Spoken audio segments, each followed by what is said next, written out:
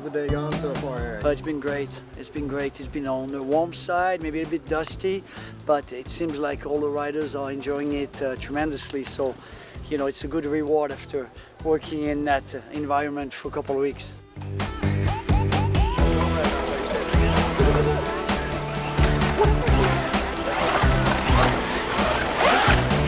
All right, guys, for everybody wondering, we're going Ultra B. All because of steer suspension makes a massive difference on this bike.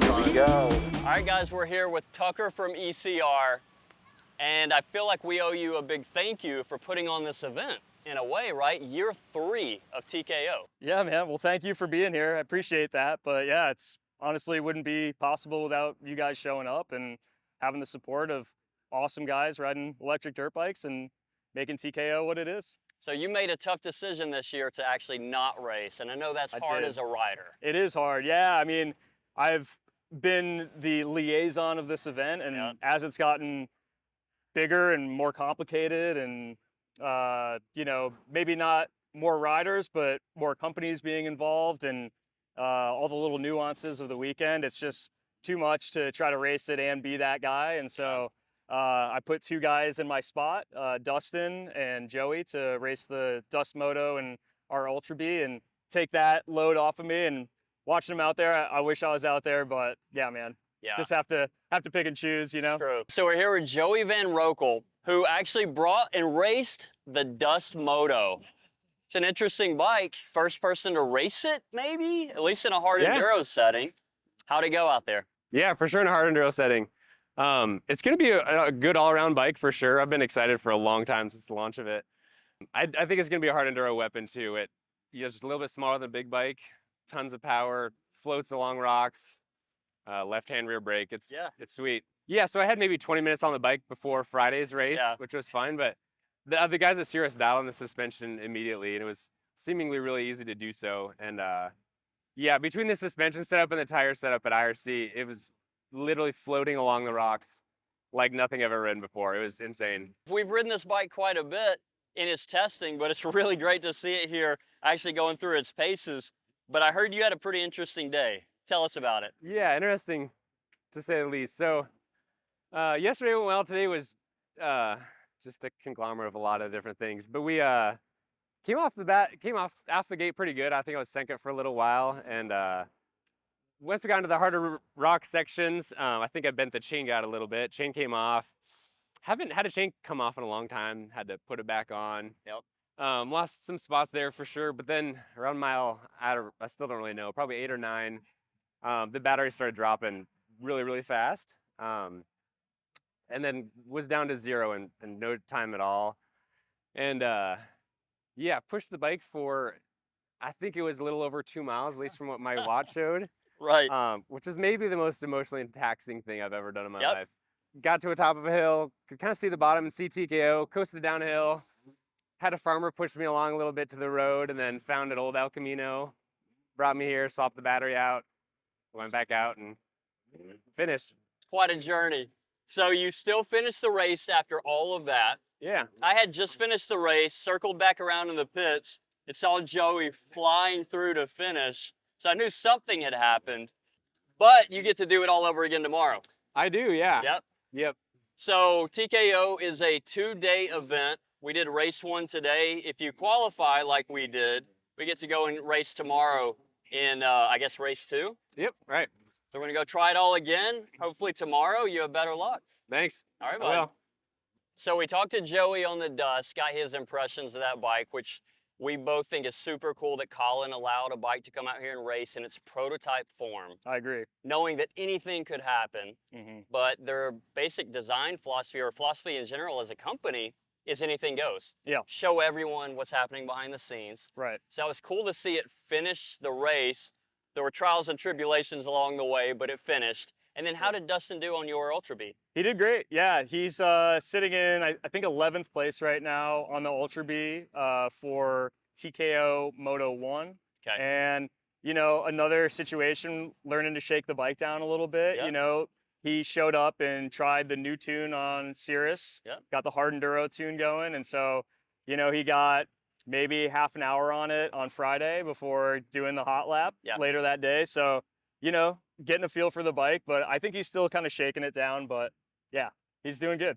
So cool to show up on bikes that you haven't really been riding all year, Yeah, right? for sure. A challenge in itself. And these guys, like, Joey rides a lot of electric. Like, he raced the KTM last year. Yeah. But Dustin, I've put him on a bunch of our electric builds and whatnot, but he's a gas rider. So he's still, like, trying to figure out how to ride these things correctly. And yeah, it's a hard place to learn, TKO, for sure. And this is a race that beats bikes to death. Yeah. Both rider and machine 100%. get put through every pace that they can go through. Yeah. So speaking of shaking down bikes, one thing we want to kind of talk about is the journey of how much bikes have progressed from year one when we were all here on light bees.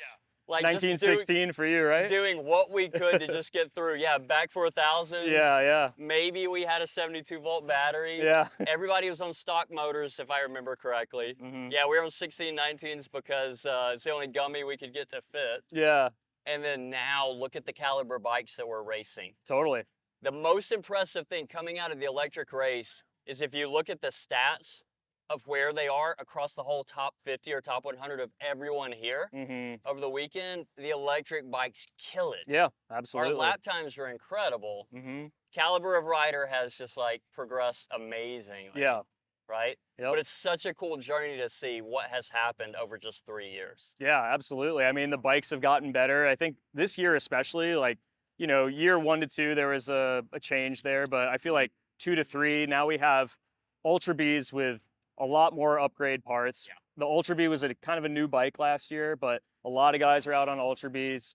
The Electric Motion Escape XR, that was a prototype bike, so you had one guy on it. Now I saw like at least 5 guys on that. Now you've got Stark Vargs that are all competing. So it's really kind of opened the door, a lot of different bikes and really bikes that are probably more capable for this type of race now. So yeah, and we know that next year there's probably going to be at least 3 or 4 new brands that no one knows about yet that can come out and race and do extremely well. Yep. Man, thank you again for putting on such a cool event. This is more of a community, I think, than anything. If anybody is into hard enduro racing, or even if you're not, this is kind of the place to come every year. Totally. Where else can we see each other, you know, and know that you're going to be here? Absolutely. And I feel like even from a spectating perspective too, if you're not here to race, like, it's still a great place to hang out. You get to see all these guys, meet vendors, and just be like face to face with everybody. And it's become like kind of a meeting ground for the industry. And it's really cool. You know, it's like, I love what's been created here, and it's something I look forward to every year for sure. So I keep talking about how this is the hardest thing I've ever done on a bike. Yeah. I'm suffering right now because I raced earlier this morning. Yep. And can't wait to come back and do it again next year, right? Yeah, right. It's the weirdest thing to be punished to this level. Yes. But it's so much fun. Yeah, sometimes the hardest things are the best memories, you know? I feel like this is probably one of those events, right?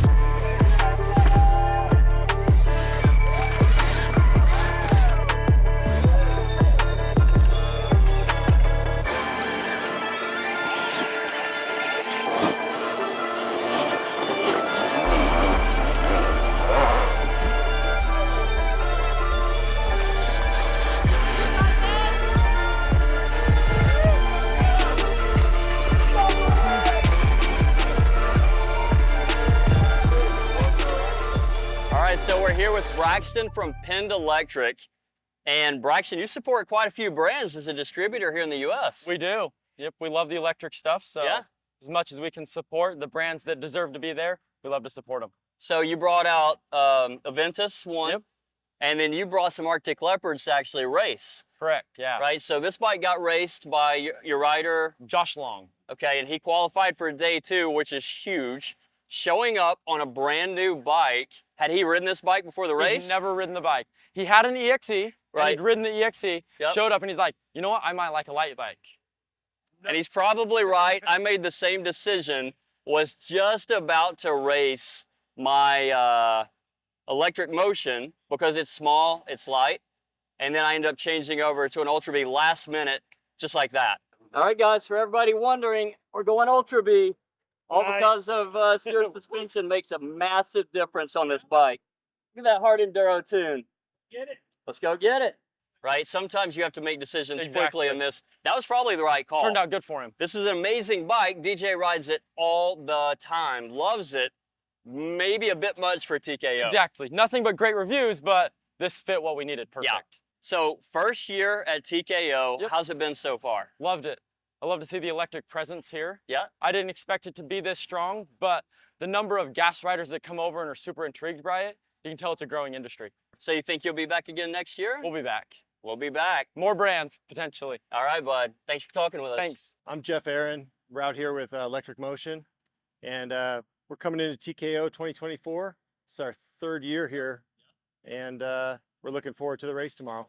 So what's interesting about Electric Motion, you guys have been following us a little bit. On year one, what was it? 3 out of the top 5 riders were all on Escape bikes, and could not believe when we were racing against them how well they were doing in the hard sections, just like dancing across the rocks, right? It was really cool to see. Inspired us to become a dealer, because if you can't beat them, join them. And then last year, Spencer came in on a prototype of this bike, right? The XR. That's correct. And just wiped the field. I mean, he demolished everyone, right? So now here we are with the brand new bike, the limited edition of the XR. Is that right? That's right. Limited edition of the XR. Yep. So tell us a little bit about this bike and how it's different.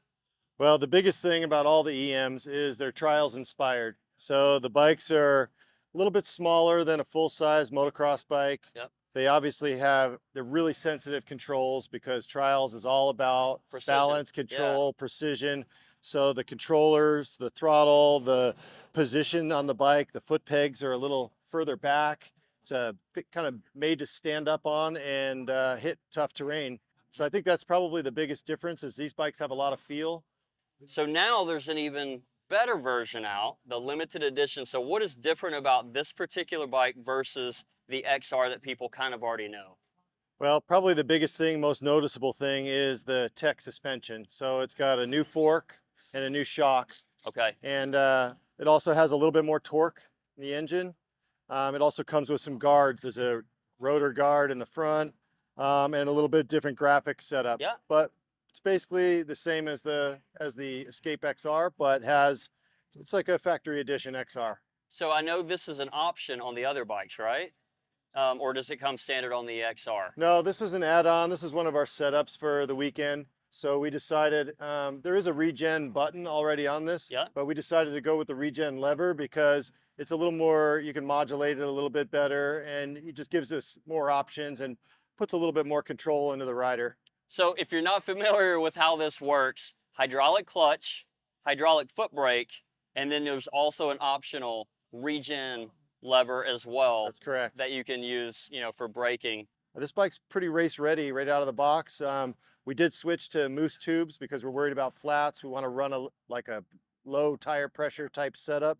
So we experimented a little bit with that. But we've got the, our X-Grip tubes in there, moose tubes, and that makes a big difference for traction for these guys. Noah himself has got a few little setup things that he likes. After he tested the bike, he actually lowered the fork in the clamps a little bit to kind of rake out the bike. He also sharpened the foot pegs because he runs with a Moto style boot. He likes to have the pegs a little sharper. But other than that, the bike is very standard and very raceable.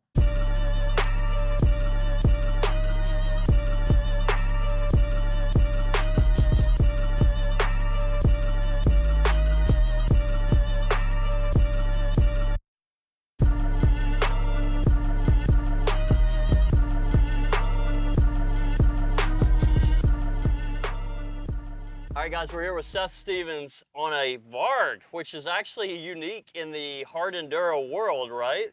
Yes, sir, it is. So I just learned this is the first time you've raced a hard enduro, and you did it on a bike that, how much experience do you have on the Varg? This is my second time riding a Varg. Oh, that's incredible. Yeah. Before this, I had about 10 minutes in a little grass track. Yep. But yeah, it's been a super surreal experience to say the least. And you did really well. You qualified for day 2. You flew by me, And so you get to do it all over again. Tomorrow's going to be a little bit harder than today. Something to look forward to. Yeah, there was definitely a couple times where I felt like this was like overkill. Yeah. So I'm happy, excited to see some bigger features that hopefully this thing will shine in. Varg actually hooked you up with this bike? Yes, sir. So Thunder Varg, he gave me the opportunity to come out and represent Varg at this TKO Hard Enduro. It's incredible. It's yeah, amazing opportunity. I couldn't pass it up. Yeah. I raced the Cake Bike World Championship races, and I really enjoyed that. So I was like, I like trials. I have mountain bikes, dirt bike background, so why not combine all three and see what happens? Did you do anything to this, or did you, like, what's your setup for the race? Yeah, so we tried to do as much as we could. We have the gummy 18-inch rear tire. Moose tube or regular tube? We have the Moose bib. Okay. And today, my buddy Ben with Plan Attack Marketing helped me drill holes in the bib to make it softer. Yep. Yeah, because that was maybe a mistake. It was a little stiff today, but we're hoping tomorrow it hooks up a lot better. So if you don't live in the hard enduro world, that's actually a really unique thing that I had to learn was take a soft Moose tube and then actually drill holes in it so that you're removing material so it's even softer. So there's a chance that, all right, so you're less than 10 PSI if it were on a scale. Typically in this kind of world, softer the better. Any changes for tomorrow? Just show up and race again. So we did a little bit of suspension tuning too. Yeah. We softened the rear shock a little bit. Got to do that. And we also put this plastic guard around on the inner And that's just for things that were getting wrapped up in your wheel? Yeah, just if the chain were to come off, it wouldn't wrap up in the spokes, so you can easily just get it right back on. Smart, yeah. Because we actually had that happen in the hot lap, so we were like, let's prevent that from being an issue. All right, so I know one question that we get asked a lot with riding our Vargs off-road. Did it feel like crashing a Ferrari? It did. As the first hot lap, I came around and tipped it over on the rocks, and like it instantly felt like I was just cringing, not because of my body, it was more the bike. I was like, oh, this thing is too good to crash. Such a nice bike, I know. So I guess pro tip, if you're gonna crash a Varg in a hard enduro, let it be someone else's bike, right? I guess, yeah. I know Thunder is a really nice man to let me come do this. Yeah. No, luckily the Varg plastics are super easy to replace at a surprisingly good price. This bike will look brand new when you're done. Yeah. All right, bud. Thanks. Nice to meet you. Thank you. You too. Crazy times that you live. These damn reason for it all.